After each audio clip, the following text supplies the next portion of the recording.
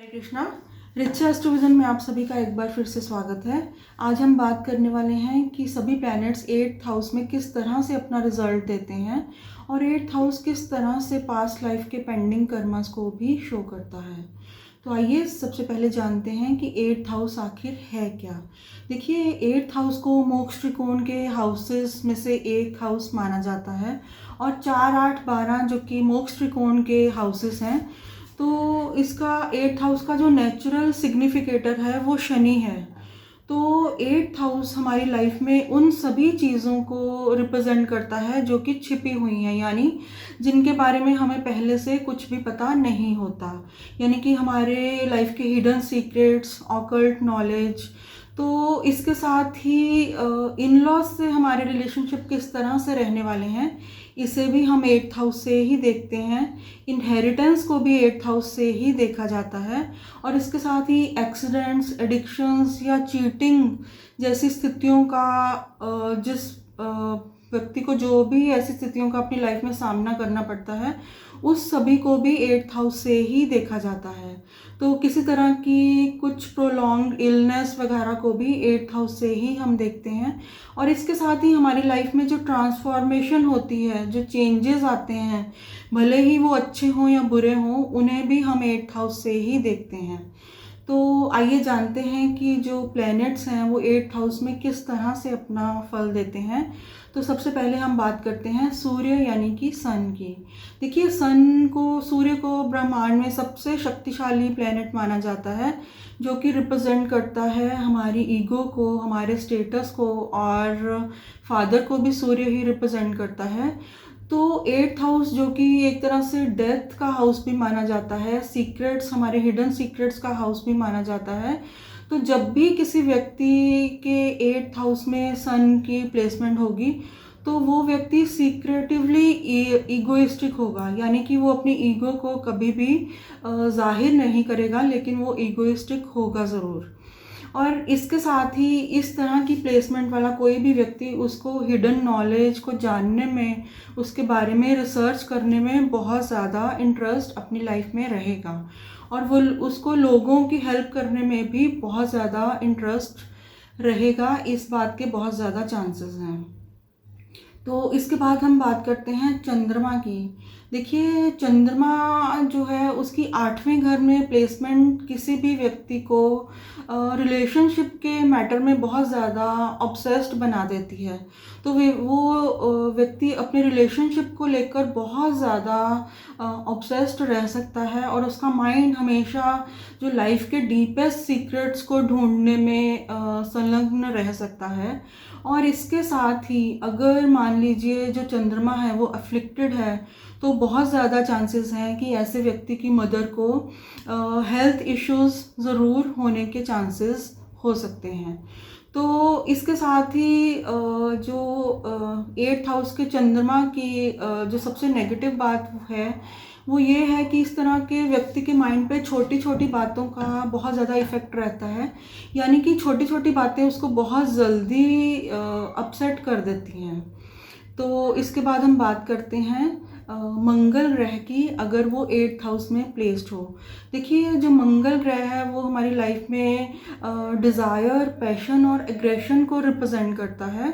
तो अगर किसी व्यक्ति के बर्थ चार्ट में 8th हाउस में मंगल जो है वो पॉजिटिवली प्लेस्ड है, तो ये रिसर्च वर्क के लिए एक बहुत ही अच्छी पोजीशन है। लेकिन अगर मंगल डेबिलिएटेड है और उसके ऊपर किसी पाप ग्रह की दृष्टि है, तो ये जो पोजीशन है मंगल की 8th हाउस में, ये उस व्यक्ति को एक वायलेंट बिहेवियर की टेंडेंसी ज़रूर दे सकती है। तो इसके साथ ही जो 8th हाउस है वो हमारे इन लॉज के साथ रिलेशनशिप को भी शो करता है। तो अगर मंगल 8th हाउस में अफ्लिक्टेड है, तो बहुत ज़्यादा चांसेस हैं कि उस व्यक्ति के अपने इन लॉज के साथ जो रिलेशनशिप हैं वो ख़राब रह सकते हैं। तो इसके बाद हम बात करते हैं बुध ग्रह की, कि अगर बुध ग्रह 8th हाउस में प्लेस्ड हो तो वो किस तरह से फल देगा। देखिए, बुध ग्रह की 8th हाउस में प्लेसमेंट व्यक्ति को बहुत ज़्यादा एनालिटिकल एबिलिटी दे देती है और जो व्यक्ति है वो हर चीज़ का बहुत गहराई से विश्लेषण करने की कोशिश करता है कि किसी चीज़ के क्या प्लस पॉइंट्स हैं, क्या माइनस पॉइंट्स हैं, और उसको लाइफ के डीपेस्ट सीक्रेट्स को जानने के बारे में बहुत ज़्यादा इंटरेस्ट रहता है। तो इसके बाद हम बात करते हैं शुक्र ग्रह की। देखिए, शुक्र ग्रह अगर वो 8th हाउस में प्लेस्ड हो तो ये एक बहुत अच्छी प्लेसमेंट मानी जाती है, अगर शुभ प्रभावों से युक्त हो। देखिए, सबसे पहली बात, जो शुक्र है 8th हाउस में, वो किसी व्यक्ति को बहुत ज़्यादा स्पिरिचुअलिटी दे देता है।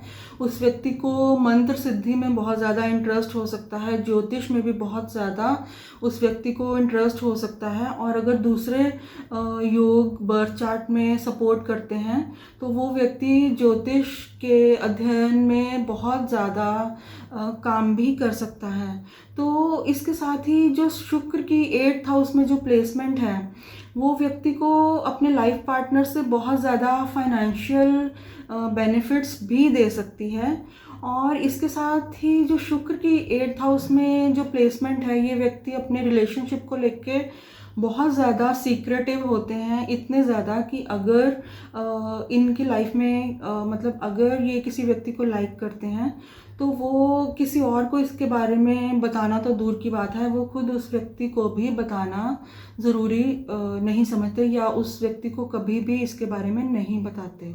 तो इसके साथ ही शुक्र की 8th हाउस में एक और बहुत ही इम्पॉर्टेंट बात वो ये है कि अगर यहाँ पे जो शुक्र है वो अफ्लिक्टेड है तो व्यक्ति को क्वेश्चनेबल कैरेक्टर का इंसान ज़रूर बना देता है। तो इसके बाद हम बात करते हैं देवगुरु बृहस्पति अगर किसी व्यक्ति के बर्थ चार्ट में प्लेस्ड हैं 8वें घर में।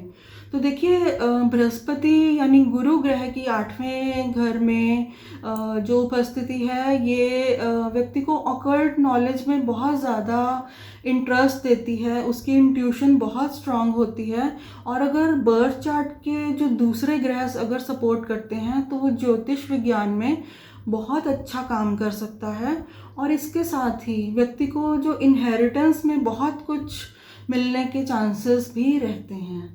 और ये जो प्लेसमेंट है गुरु ग्रह की 8वें घर में, ये व्यक्ति को कृष्णा डिवोटी बनाती है, यानी कि वो लॉर्ड कृष्णा की भक्ति में उन्हें अपनी लाइफ में बहुत ज़्यादा इंटरेस्ट रहता है, और उनका मंत्र सिद्धि में भी बहुत ज़्यादा इंटरेस्ट रहने के चांसेस हैं। तो इसके बाद हम बात करते हैं शनि ग्रह की। देखिए, अगर शनि ग्रह बर्थ चार्ट के 8th हाउस में प्लेस्ड है तो ये पॉजिटिव और नेगेटिव दोनों तरह के इफ़ेक्ट व्यक्ति को दे सकता है।